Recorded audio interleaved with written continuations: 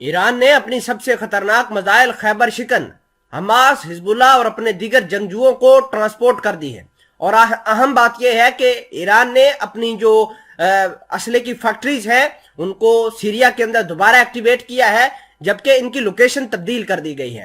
حال فی الحال کے اندر اسرائیل نے بہت ساری سیریا کے اندر ایران کی لوکیشنز کو، ایران کے اسلحے کے ٹھکانوں کو برباد کیا تھا، وہاں پر کارروائی کی تھی۔ پچھلے 2 ماہ سے یعنی اکتوبر، نومبر اور دسمبر کے مہینے تک یہ کام جاری رہا، اور اسرائیل لگاتار یکے بعد دیگرے ایران کے ٹھکانوں کو، حزب اللہ کے ٹھکانوں کو برباد کرتا آیا ہے، اور وہاں پر ایران کے کمانڈرز کی بہت زیادہ شہادتیں ہوئی ہیں۔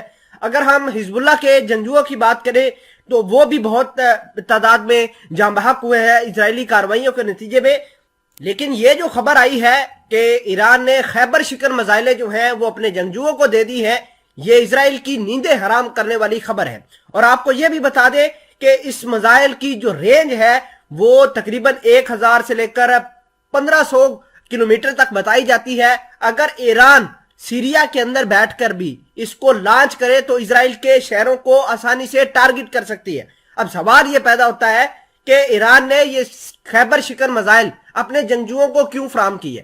دیکھیے کہ ایران اپنے ملک کے اندر بیٹھ کر اسرائیل کو ٹارگٹ نہیں کر سکتا۔ اس کے لیے سب سے آسان چیز یہ ہے کہ وہ اپنے جنگجوؤں کو دے، خصوصاً حزب اللہ کو، اور حزب اللہ اور چونکہ اسرائیل کا بارڈر لبنان کے بارڈر بالکل جو ساتھ ہے، وہاں پر بیٹھ کر بڑی آسانی سے یہ ان کے ٹھکانوں کو نشانہ بنا سکتے ہیں۔ اور اس کے علاوہ ایک بہت بڑا ڈیٹرنس بھی ہوگا کہ اسرائیل حملہ کرتے وقت لبنان کے اوپر 100 بار سوچے گا۔ خیر، اس حوالے سے کچھ چیزیں آپ کے سامنے اور زیادہ ڈسکس کرتے ہیں۔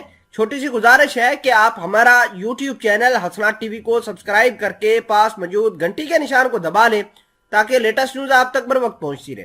آپ اپنی سکرین پر خبر دیکھیے، یہ ایک خیبر شکن میزائل ہے، اور اس کے ورژن جو ہے، نیو ورژن، وہ حزب اللہ کو فراہم کیے گئے ہیں، حماس کو فراہم کیے گئے ہیں۔ اور آپ اندازہ کیجئے کہ یہ کس لیول کے اوپر جا کر ایران والے گیم کھیل رہے ہیں۔ خبر یہ بھی ہے کہ سب سے پہلے یہ جو خیبر شکن میزائل تھی ایران نے 9 فروری 2022 کو دنیا کے سامنے رکھی، جس کی رینج 1000 کلومیٹر بتائی جا رہی تھی۔ اب ظاہری سی بات ہے، وقت گزرنے کے ساتھ ایران اپنی پرائرٹیز کو دیکھتے ہوئے ان میزائلوں کو اور زیادہ اگلے لیول پر ایکسپورٹ کرے گا، اس کو اور زیادہ لیتھل بنائے گا۔